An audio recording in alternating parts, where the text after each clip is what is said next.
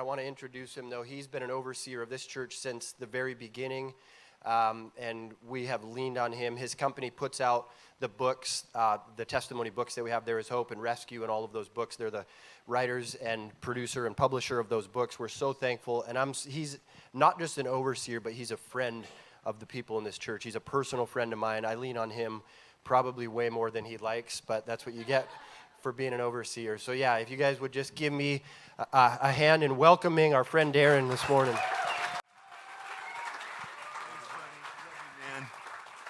Good morning. Right on. Pax Domini Christo. A little Latin for you. Feeling a little more traditional today? You might want a little Latin in your morning. That means may the peace of Christ reign. But anyway, it is so great to be here this morning, and I am enjoying the passion of Jesus that I feel in this place. It's just so invigorating, and I can see why you guys are jammed out in here this morning. So super, super fun. I am excited about the word that I have this morning. I really believe it's a Jesus thing, and Pastor Brad was sharing with me that we'd be in Philippians chapter 2, so I got my Bible out and started praying and reading. And man, I started seeing some cool stuff. And so we're going to have some fun here in Philippians chapter 2. And I had a friend who he's a real good friend of mine. We do lots of craft type things together.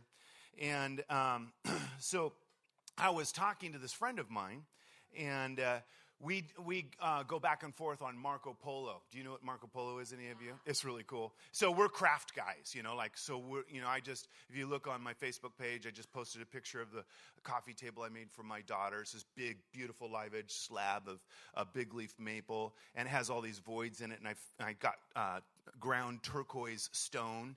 It was ground down to like a powdered sugar consistency, and then I mixed that in with epoxy and filled in all the voids in it, and it came out pretty stinking awesome, just saying. But anyway, this friend of mine, he asked me to share with him a message about grace.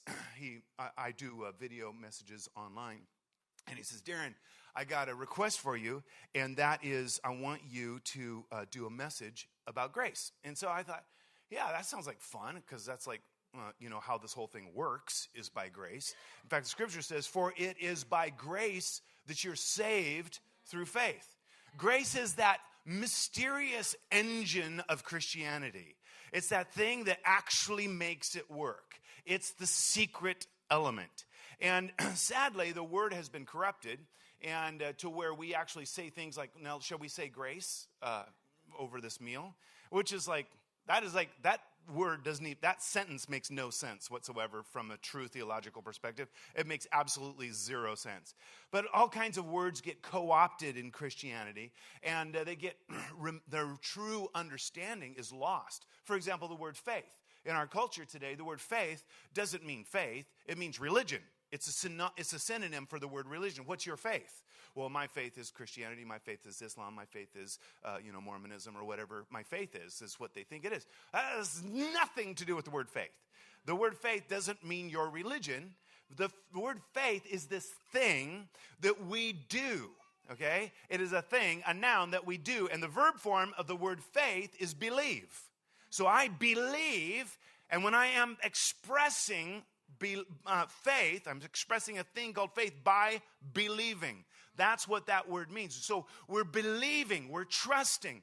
I was visiting with a friend here this week, and really cool guy, and he's saying, Darren, how do you distinguish between all the different religions in the world? I mean, there's so many of them out there, and a lot of people make some tall claims about all these different religions. And I said, well, you know what, bro? At some point, you take the leap of faith. You do. And I'm never into proving Christianity. And here's why. Because it's a relationship. Christianity isn't about proof. It's about relationship. Do you want to know the greatest way to hinder a relationship? Come up to somebody that you think is your friend and say, I just want you to prove that you're my friend. You're going to hurt your relationship pretty dang fast. Isn't that right? So really, in relationship is always about faith. It's always about perceiving and believing that this person is on your side. that they're your friend, that they care for you. And when you believe that somebody is on your side, then all of a sudden you have this thing called relationship. Because relationship occurs when two people believe in each other. Does that make sense? When two people are believing in each other, then you have this thing called relationship or friendship. Isn't that true? So that's what love relationship is made out of. So that's why Jesus, very first, right out of the gate, he comes up to us, he says, hey, you guys, the work of God is to believe. This is the one thing we do as Christians, is we believe in Jesus. We come to him and we trust him. And we believe that he's for us and that he's not against us, that he's on our side, that he's come to give us life, and that more abundantly. That's what Jesus has come to do. So we're constantly doing this thing called believing. Well, the beautiful thing about Christianity is Jesus is never going to eliminate the need to believe, but he will always give you a reason to believe. Okay, I'm going to say that one more time. He's never going to eliminate the need to believe. A lot of us Christians, especially ones of us who really like miracles, of whom I am one, we like miracles sometimes for not the best reason. Because that's our trump card, man. We get a miracle, bam, we throw it down on the table and we say, that's a miracle. I forgot, that's supposed to be figurative, not literal. Sometimes when I'm up here doing this kind of thing, I get a little bit literal. So, sorry, Brad. If it needs repair, just let me know. I'm happy to cover that cost. So we want to have, sorry, I'm really having fun when I do this. And so sometimes I have too much fun. And that's kind of wrong in a way. But so we want to have that trump card of the miracle. That way we can say we got proof. But Jesus really isn't into us having proof. If he wanted us to have proof, he'd hand it to us. You know what I'm saying? I mean, he's kind of done a pretty good job. If you've ever been to Yosemite, you could get pretty close to saying God proved it, right? Because the creation does declare the glory of God. Right? You just need a beautiful sunrise, and all you have to say, well, that's pretty close to proof, you know? But it's amazing how it doesn't work as proof for the average person.